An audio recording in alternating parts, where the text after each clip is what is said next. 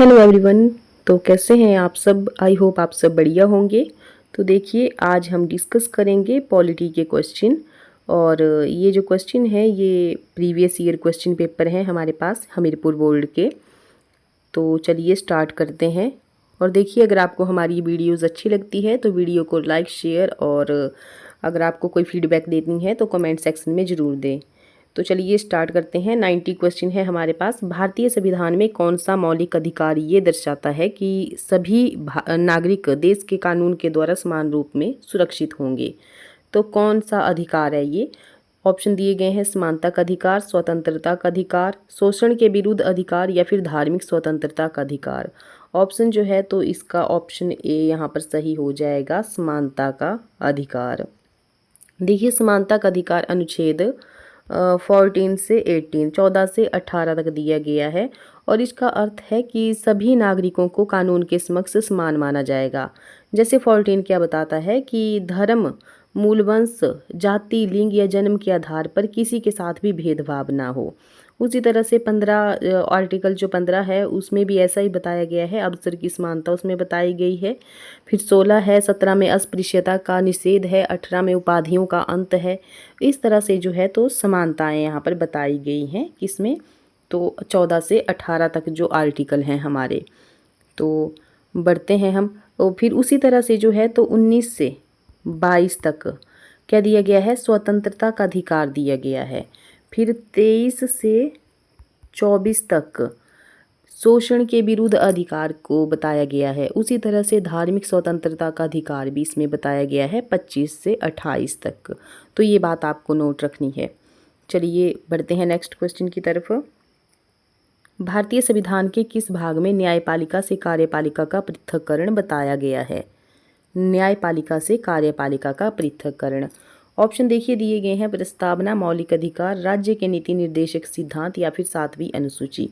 Option यहाँ पर सी सही हो जाएगा, राज्य के नीति निर्देशक सिद्धांत। देखिए, बात करें अगर यहाँ पर इसकी, तो भारतीय संविधान के भाग 4 में, भाग कितने में? भाग 4 में और अनुच्छेद 50 में न्यायपालिका को कार्यपालिका से अलग करने का प्रावधान है। और ये जो अनुच्छेद है जिसे राज्य के नीति निर्देशक तत्वों, जिसे हम DPSP भी कहते हैं, उसके तहत इसको रखा गया है। राज्य को सार्वजनिक सेवाओं में न्यायपालिका को कार्यपालिका से अलग करने के लिए कदम उठाने का निर्देश देता है। देखिए, आर्टिकल जो 50 है वो क्या बताता है? आर्टिकल जो 50 है वो बताता है कि ये जो अनुच्छेद है वो न्यायपालिका को कार्यपालिका से अलग करने का सिद्धांत है। तो जैसे यहाँ पर बताया गया है, ये हमें ध्यान रखना है। ये हमें तो इस तरह से भी क्वेश्चन आ सकता है कि ये जो न्यायपालिका कार्यपालिका को हम अलग करते हैं तो ये कौन से अनुच्छेद में इसका प्रावधान है? तो अनुच्छेद 50 में। और ये राज्य को ये सुनिश्चित करने का निर्देश देता है कि सार्वजनिक सेवाओं में न्यायपालिका और कार्यपालिका के बीच अलगाव हो। देखिए, ये जो है तो ये राज्य के नीति निर्देशक तत्वों का हिस्सा है, जो कि कानूनी रूप से बाध्यकारी नहीं है, लेकिन राज्य को दिशा निर्देश प्रदान ये करते हैं। और ये न्यायपालिका की स्वतंत्रता सुनिश्चित करने का एक महत्वपूर्ण प्रावधान है। देखिए, और भी यहाँ पर आर्टिकल हैं, जैसे कि संविधान के अन्य भाग जो शक्तियों का पृथक्करण करते हैं, जैसे कि भाग 50, ये तो हमने अभी पढ़ा। भाग 5। तो जो भाग हमारा 5 है उसमें क्या बताया गया है? भाग 5 में केंद्र सरकार, जिसमें राष्ट्रपति, संसद और न्यायपालिका शामिल है, ये इसमें बताया गया है। और जैसे भाग 6 में राज्य सरकारें, जिनमें राज्यपाल और राज्य विधानमंडल और उच्च न्यायालय इसमें शामिल है। फिर एक और आर्टिकल आता है, आर्टिकल 361। आर्टिकल 361 में क्या बताया गया है कि राष्ट्रपति और राज्यपालों को अदालती कार्यवाही से जो है तो दूर प्राप्त है। नेक्स्ट क्वेश्चन है,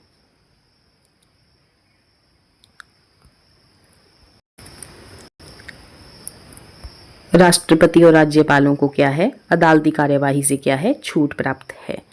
नेक्स्ट क्वेश्चन है,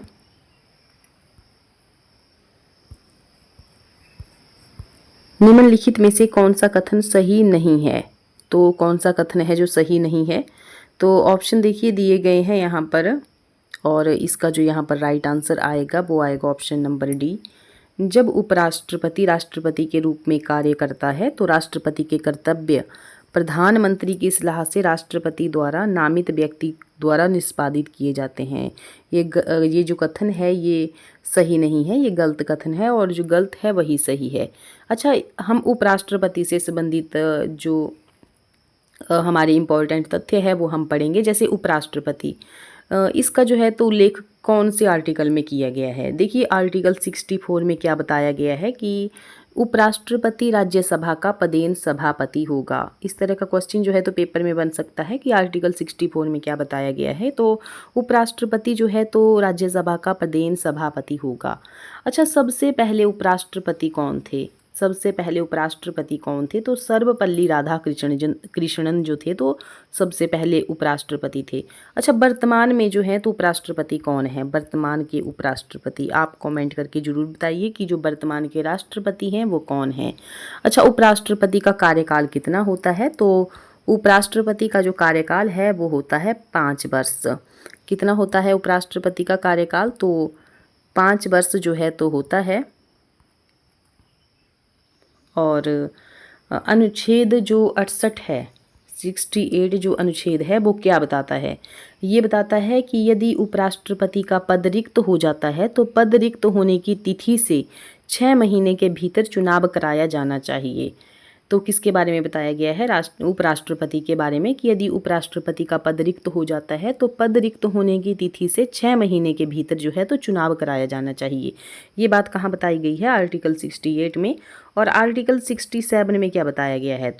तो 67 में बताया गया है कि इसमें किसका वर्णन है? उपराष्ट्रपति की पदावधि का जो है तो इसमें वर्णन किया गया है। अच्छा, बात यहाँ पर जो है तो राष्ट्रपति की भी आई है। तो राष्ट्रपति की बात आई है तो जो राष्ट्रपति है, देखिए राष्ट्रपति का उल्लेख जो है तो कौन से आर्टिकल में किया गया है? तो 58 आर्टिकल कहता है कि राष्ट्रपति का पद और योग्यताएं जो है तो इसमें बताई गई हैं। क्या बताया गया है? पद और योग्यताएं जो है तो इस आर्टिकल में बताई गई हैं। उसी तरह से राष्ट्रपति के महाभियोग प्रक्रिया के समय राष्ट्रपति को कितने दिन का नोटिस दिया जाता है? इस तरह के क्वेश्चन देखिए बनते हैं पेपर में कि राष्ट्रपति के महाभियोग प्रक्रिया के समय राष्ट्रपति को कितने दिन का नोटिस दिया जाता है? तो आपको ध्यान रखना है 14 दिन का जो नोटिस है वो इसको दिया जाता है। उसी तरह से क्वेश्चन बनता है कि राष्ट्रपति के महाभियोग प्रक्रिया के समय लोकसभा और राज्यसभा में कितना बहुमत होना चाहिए? तो कितना बहुमत होना चाहिए? तो 2 तिहाई जो है तो बहुमत होना चाहिए। उसी तरह से एक और क्वेश्चन बनता है कि राष्ट्रपति को शपथ कौन दिला सकता है? कौन शपथ दिलाता है? तो भारत के मुख्य न्यायाधीश और जो वरिष्ठतम न्यायाधीश होते हैं वो इनको शपथ दिलाते हैं। उसी तरह से क्वेश्चन और बनता है कि राष्ट्रपति द्वारा घोषित किया जाने वाला राष्ट्रपति आपातकाल किस अनुच्छेद से संबंधित है? तो कौन से अनुच्छेद से संबंधित है? तो 352 अनुच्छेद से ये संबंधित है। उसी तरह से क्वेश्चन और भी बनता है कि राष्ट्रपति का वीटो शक्ति किस अनुच्छेद के तहत है?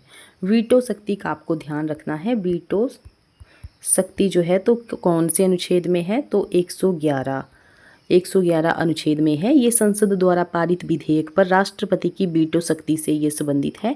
उसी तरह से एक और क्वेश्चन बनता है कि राष्ट्रपति की अध्यादेश जारी करने की शक्ति किस अनुच्छेद में है? अध्यादेश जारी करने की शक्ति तो ये है 123 अनुच्छेद में। अच्छा, अनुच्छेद 52 से 78 तक जो है तो राष्ट्रपति से संबंधित प्रावधानों का उल्लेख है। ये बात आपको ध्यान रखनी है। 52 से लेकर के 78 तक किसका उल्लेख है? राष्ट्रपति से संबंधित जो प्रावधान किए गए हैं उसका उल्लेख है। अच्छा, तो 52वां जो अनुच्छेद है वो क्या कहता है? वो कहता है कि भारत का एक राष्ट्रपति होगा। अच्छा, 53 जो आर्टिकल है वो क्या कहता है कि राष्ट्रपति की कार्यकारी शक्तियां जो है तो 53 में बताई गई हैं। 54 में क्या बताया गया है? राष्ट्रपति के चुनाव के बारे में बताया गया है। अच्छा, 55 जो है तो इसमें क्या बताया गया है? इसमें राष्ट्रपति के चुनाव का तरीका बताया गया है कि किस तरह से जो है तो राष्ट्रपति का चुनाव किया जाएगा। उसी तरह से 56 है हमारे पास, तो इसमें क्या बताया गया है? इसमें राष्ट्रपति का कार्यकाल बताया गया है कि कितने समय तक वो अपने पद पर रहेगा। 57 में क्या बताया गया है? राष्ट्रपति का पुनर्निर्वाचन इसमें बताया गया है। अच्छा, 58 में क्या बताया गया है? 58 आर्टिकल में इसमें राष्ट्रपति पद के लिए जो शर्तें बताई गई हैं वो इसमें रखी गई हैं। उसी तरह से फिर आता है हमारे पास 59। तो 59 जो हमारा आर्टिकल है इसमें राष्ट्रपति के पद की जो शर्तें हैं वो बताई गई हैं। अच्छा 60 में क्या बताया गया है, तो 60 में राष्ट्रपति जो शपथ लेता है वो इसमें बताई गई है शपथ के बारे में। उसी तरह से आर्टिकल 74 में क्या बताया गया है, तो मंत्री परिषद की भूमिका इसमें बताई गई है जो राष्ट्रपति को सहायता और सलाह देती है। कौन देती है, तो मंत्री परिषद देती है राष्ट्रपति को सलाह। तो ये इसमें बताया गया है। अच्छा 76 में क्या बताया गया है, तो भारत के महान्यायवादी के बारे में इसमें बताया गया है। और 78 में क्या बताया गया है, तो प्रधानमंत्री के कर्तव्य बताए गए हैं और राष्ट्रपति को सूचना देना ये इसमें बताया गया है। तो ये थे हमारे कुछ इम्पॉर्टेंट तथ्य राष्ट्रपति के बारे में। और स्टूडेंट्स, अगर आपको हमारी ये वीडियो अच्छी लग रही है तो वीडियो को लाइक शेयर ज़रूर करें और पहली बार चैनल पर विजिट कर रहे हैं तो चैनल को सब्सक्राइब ज़रूर करें। नेक्स्ट क्वेश्चन है हमारे पास, निम्नलिखित में से कौन सा संसदीय निर्वाचन क्षेत्रफल की दृष्टि से सबसे बड़ा है। कौन सा निर्वाचन क्षेत्र है क्षेत्रफल की दृष्टि से सबसे बड़ा, तो देखिए ऑप्शन दिए गए हैं बाड़मेर, अरुणाचल पश्चिम, लद्दाख या फिर उत्तरांचल पूर्व। ऑप्शन देखिए यहाँ पर जो है तो सी सही हो जाएगा, लद्दाख जो है तो क्षेत्रफल की दृष्टि से बड़ा क्षेत्र है लद्दाख। अच्छा भारत के संसदीय चुनाव क्षेत्रों में क्षेत्रफल की दृष्टि से जो है तो लद्दाख तो सबसे बड़ा चुनाव क्षेत्र है। और सबसे छोटा कौन सा है, तो सबसे छोटा आएगा यहाँ पर लक्षद्वीप जो है तो सबसे छोटा है। और अगर निर्वाचकों की संख्या के अनुसार देखें, यहाँ पर तो क्षेत्रफल दिया गया है, अगर निर्वाचकों की संख्या के अनुसार देखें तो सबसे जो बड़ा संसदीय चुनाव क्षेत्र है वो है मलकाजगिरी। ये आपको नोट रखना है नाम, मलकाजगिरी। अच्छा ये मलकाजगिरी है कहाँ पर, मलकाजगिरी कहाँ पर है, आप कमेंट करके ज़रूर बताइएगा कि मलकाजगिरी कहाँ पर है। देखिए अगर आपको नहीं आता है तो आप गूगल सर्च कीजिए और वहाँ पर देखिए पढ़िए, अगर नहीं आता है तब तो मैं बताऊंगी आपको, लेकिन आपको मिल जाएगा मलकाजगिरी कहाँ पर है। ऐसा करने से क्या होगा, जब आप गूगल सर्च करेंगे तो वो चीज़ आपको ज़्यादा टाइम तक याद रहेगी। तो इसका आप बताइएगा मलकाजगिरी कहाँ पर है। तो नेक्स्ट है फिर आता है कि तथा सबसे छोटा संसदीय क्षेत्र कौन सा है, तो ये तो किसकी संख्या के अनुसार आया, ये आया हमारा निर्वाचकों की संख्या के अनुसार। निर्वाचकों की संख्या के अनुसार कौन सा क्षेत्र सबसे बड़ा है, तो मलकाजगिरी। क्षेत्रफल के हिसाब से देखें तो लद्दाख है, सबसे छोटा है लक्षद्वीप। और जनसंख्या की दृष्टि से या निर्वाचकों की संख्या के अनुसार जो है तो लोकसभा निर्वाचन क्षेत्र जो है तो कौन सा बड़ा है, तो मलकाजगिरी सबसे बड़ा है। अच्छा एक क्वेश्चन बनता है कि भारतीय संविधान के किस अनुच्छेद के तहत जो है तो चुनाव आयोग का प्रावधान किया गया है। इस तरह के क्वेश्चन बनते हैं, तो कौन सा अनुच्छेद है वो, तो वो अनुच्छेद है 324 के तहत जो है तो चुनाव आयोगों का जो है तो प्रावधान किया गया है। और ये जो अभी आपको मैंने क्वेश्चन बताया है, ये वाला क्वेश्चन बहुत इंपॉर्टेंट क्वेश्चन है, ये 2-3 बार मैंने देख लिया पेपर में ये पूछा गया है, तो आपको ध्यान रखना है। सबसे बड़ा जो निर्वाचन क्षेत्र है क्षेत्रफल के हिसाब से वो तो आ गया हमारा लद्दाख। और फिर अगर निर्वाचकों की संख्या के अनुसार देखें तो वो आ गया मलकाजगिरी। और सबसे छोटा आ गया हमारा, कौन सा आ गया, सबसे छोटा लक्षद्वीप। नेक्स्ट क्वेश्चन है 94 है हमारे पास, निम्न में से कौन सा उच्चतम न्यायालय की सलाहकारी अधिकारिता से संबंधित है। सलाहकारी अधिकारिता से संबंधित है, तो ऑप्शन देखिए दिए गए हैं यहाँ पर, और इसका जो राइट आंसर आएगा वो आएगा ऑप्शन नंबर डी, भारत का राष्ट्रपति विधि तथा तथ्यों पर सम्मति चाहता है। ऑप्शन डी यहाँ पर सही हो जाएगा। अच्छा यहाँ पर उच्च न्यायालय की बात की गई है, उच्चतम न्यायालय की। हम उच्च न्यायालय के बारे में देखते हैं कि उच्च न्यायालय का सर्वोच्च प्रशासनिक अधिकारी कौन होता है, तो ये होता है महासचिव होता है। उसी तरह से क्वेश्चन बनता है कि भारत का सबसे बड़ा उच्च न्यायालय कौन सा है, तो इलाहाबाद हाई कोर्ट आपको ध्यान रखना है। इलाहाबाद हाई कोर्ट जो है तो भारत का सबसे बड़ा उच्च न्यायालय है। अच्छा सर्वाधिक क्षेत्राधिकार वाला उच्च न्यायालय कौन सा है, तो वो आएगा गुवाहाटी। और इसके अंतर्गत जो है तो असम, नागालैंड, मिजोरम, अरुणाचल प्रदेश, गुवाहाटी ये जो है तो इसमें शामिल है। और गुवाहाटी उच्च न्यायालय की स्थापना जो है तो 1948 में की गई थी। अच्छा, देश का पहला उच्च न्यायालय कौन सा है? देश का पहला उच्च न्यायालय फोर्ट विलियम है, जिसे अब कलकत्ता उच्च न्यायालय के नाम से भी जाना जाता है। अच्छा, एक और क्वेश्चन बनता है कि भारत का सबसे छोटा हाई कोर्ट कौन सा है? तो सबसे छोटा जो हाई कोर्ट है वो है सिक्किम, जिसको हम गंगटोक इसकी राजधानी है। और इसकी जो स्थापना है वो कब की गई थी? तो 1975 में सबसे छोटा ये हाई कोर्ट है। अच्छा, आर्टिकल जो 214 है, इसमें क्या बताया गया है? तो इसमें बताया गया है कि प्रत्येक राज्य के लिए एक उच्च न्यायालय होगा। क्या होगा? प्रत्येक राज्य के लिए, स्टेट के लिए एक उच्च न्यायालय होगा।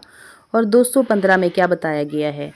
जो आर्टिकल 215 है, इसमें बताया गया है कि ये जो उच्च न्यायालय है, उच्च न्यायालयों को अभिलेख न्यायालय बनाता है। ये जो उच्च न्यायालय है, यह उच्च न्यायालयों को अभिलेख जो न्यायालय है वो बनाता है। आर्टिकल 216 में क्या बताया गया है? उच्च न्यायालय के गठन का प्रावधान इसमें किया गया है। अच्छा, आर्टिकल जो 217 है वो क्या बताता है? इसमें उच्च न्यायालय के न्यायाधीशों की नियुक्ति और कार्यकाल के बारे में बताया गया है। आर्टिकल 221 जो अनुच्छेद 221 है वो क्या बताता है? तो वो बताता है न्यायाधीशों के वेतन भत्ते से संबंधित ये आर्टिकल है। अच्छा, 226 ये क्या बताता है? उच्च न्यायालय को रिट जारी करने की शक्ति देता है। ये उच्च न्यायालय को रिट जारी करने की शक्ति। अच्छा, रिटों के बारे में आप पढ़ा है? कितने प्रकार की रिट होती है और कौन से आर्टिकल में ये बताया गया है? तो आप कमेंट करके ज़रूर बताइएगा कितनी रिट कितने प्रकार की है। अच्छा, एक और आर्टिकल बच गया हमारा 231।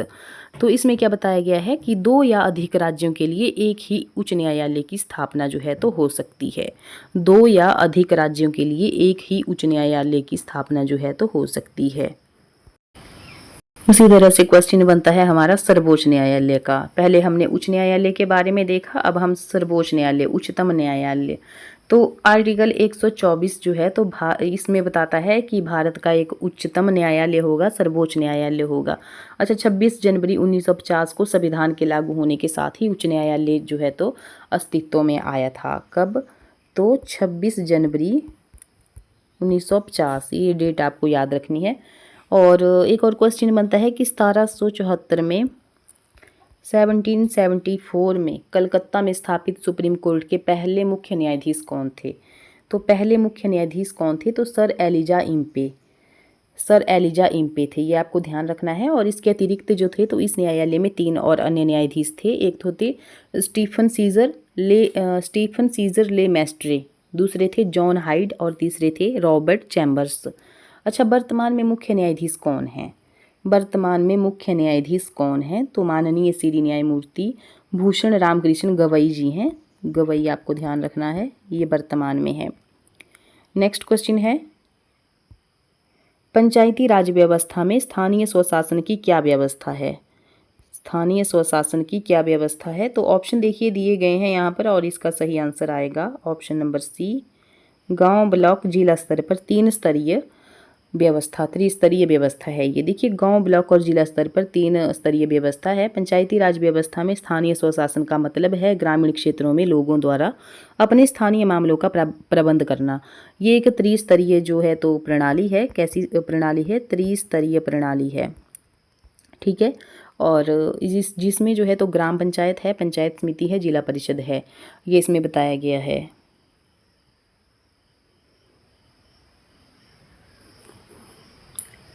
और पंचायती राज व्यवस्था जो है तो संविधान के अनुच्छेद 243 से 243 ओ तक इसमें ये दी गई है। और ये भाग कौन सा है? भाग 73वें संविधान संशोधन अधिनियम कौन सा है? 1992 के तहत जो है तो इसको जोड़ा गया है। और इस संशोधन में पंचायतों को संवैधानिक दर्जा दिया गया है और उन्हें 29 विषयों पर कानून बनाने की शक्ति भी दी गई है। कितने विषयों पर? तो 29 विषयों पर जो है तो कानून बनाने की शक्ति भी दी गई है। नेक्स्ट क्वेश्चन है हमारे पास, भारतीय संविधान का अनुच्छेद 368 किससे संबंधित है? तो किस चीज़ से ये संबंधित है? तो ऑप्शन यहाँ पर बी सही हो जाएगा, संशोधन प्रक्रिया से। संशोधन प्रक्रिया से ये संबंधित है। ये अनुच्छेद संसद को संविधान में संशोधन करने की शक्ति प्रदान करता है। अच्छा, एक और क्वेश्चन बनता है, जैसे अनुच्छेद 368 जो है, इसके तहत मौलिक अधिकारों में संशोधन करने के लिए कौन सक्षम है? कौन सक्षम है? तो संसद, आपको ध्यान रखना है, संसद। उसी तरह से एक और क्वेश्चन बनता है कि मौलिक अधिकारों को कौन हटा सकता है? कौन हटा सकता है? तो आर्टिकल 359 के तहत राष्ट्रपति आपातकाल के दौरान मौलिक अधिकारों को निलंबित कर सकता है। नेक्स्ट क्वेश्चन है हमारे पास 97 क्वेश्चन आया। भारत की आत्मा गांव में रहती है, ये कथन किसका है? किसका कथन है? भारत की आत्मा गांव में रहती है, ये कथन है महात्मा गांधी जी का। ऑप्शन यहाँ पर डी सही हो जाएगा। अच्छा, महात्मा गांधी की जो रचनाएं हैं वो कौन कौन सी हैं? महात्मा गांधी की रचनाएं तो बहुत इंपॉर्टेंट क्वेश्चन है और हिस्ट्री जीके में भी ये पूछा जाता है। तो ये है मेरे सत्य के प्रयोग, दक्षिण अफ्रीका में सत्याग्रह, हिंद स्वराज, फिर उसके बाद आएगा जॉन रस्किन की अनटू द लास्ट, इसका गुजराती में संस्कृत संस्करण किया गया है सत्याग्रह। ठीक है जी। और महात्मा गांधी ने जेल में कौन सी किताब लिखी थी, ये भी आपको ध्यान में रखना है। वो लिखा है the story of my experiments with truth. ठीक है। और महात्मा गांधी द्वारा चलाए गए आंदोलन कौन कौन से थे? तो सबसे पहले आपको ध्यान रखना है चंपारण सत्याग्रह, वो कब चलाया गया था? 1917 में चलाया गया था। खेड़ा सत्याग्रह 1918 में चलाया गया था। असहयोग आंदोलन कब चलाया गया था? तो 1920 से 22। ठीक है जी। फिर उसके बाद सविनय अवज्ञा आंदोलन कब चलाया गया था? तो 1930 से 34 तक। फिर उसी तरह से भारत छोड़ो आंदोलन वो कब चलाया गया था? भारत छोड़ो आंदोलन 1942 में। ठीक है जी। उसके बाद जो है तो जो महात्मा गांधी हैं उनके गुरु कौन थे? तो गोपाल कृष्ण गोखले और मोहम्मद जिन्ना, ये दोनों जो हैं तो उनके गुरु हैं। तो ये थे हमारे कुछ इंपॉर्टेंट क्वेश्चन। और स्टूडेंट्स, आपको हमारी ये वीडियो कैसी लगी है कमेंट सेक्शन में ज़रूर बताएं। अगर कोई फीडबैक आप देना चाहते हैं तो आप जो है तो फीडबैक हमें कमेंट सेक्शन में दे सकते हैं। और वीडियो आपको कैसी लगी कमेंट सेक्शन में पक्का बताएं। और पहली बार हमारे चैनल पर विजिट कर रहे हैं तो चैनल को सब्सक्राइब ज़रूर करें, स्पेशल एकेडमी को ज़रूर से सब्सक्राइब करें। मिलते हैं हम नेक्स्ट वीडियो में। Thank you.